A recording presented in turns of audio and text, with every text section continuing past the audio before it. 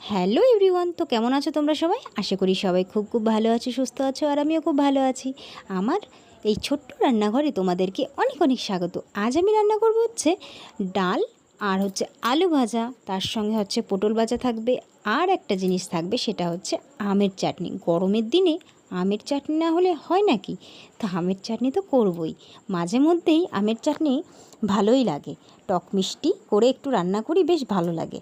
এই আমের সিজন বলে কথা, এখন যদি আমের চাটনি না করি। তো যাই হোক, এইদিকে হচ্ছে প্রথমে বসিয়ে দিয়েছিলাম হচ্ছে ডালটা আজকে একটু অন্যভাবেই করলাম। যেমন তোমার পেঁয়াজটা ভাজা করে দিয়ে দিয়েছিলাম হচ্ছে টমেটো কুচি। এইভাবে রান্না করলে ডালটা যা লাগে না, কি আর বলবো, তোমরা কিন্তু একবার ট্রাই করে দেখতে পারো। তারপরে আমি বসিয়ে দিয়েছিলাম হচ্ছে এই যে পটল ভাজা।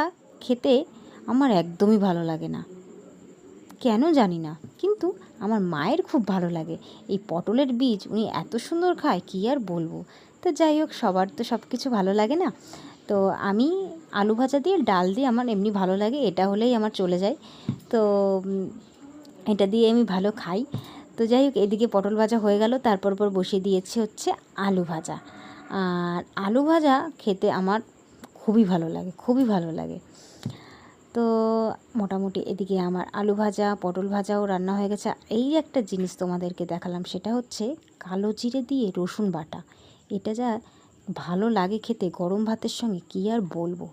আর শেষে বসিয়ে দিয়েছিলাম হচ্ছে আমের চাটনি, একদম ঝাল মিষ্টি টক। এইভাবে আমের চাটনি কিন্তু গরমের দিনে খুবই ভালো লাগে, তোমরা কিন্তু ট্রাই করে দেখতে পারো। তো এদিকে আমার আমের চাটনিও প্রায় হয়ে গেল। তো যাই হোক, রান্নাটা আমার কমপ্লিট হয়ে গেছে। এই এক এক করে সব সুন্দর করে গুছিয়ে রেখেছি। বন্ধুগণ, ভিডিওটা ভালো লাগলে অবশ্যই একটা লাইক, শেয়ার, কমেন্ট করো।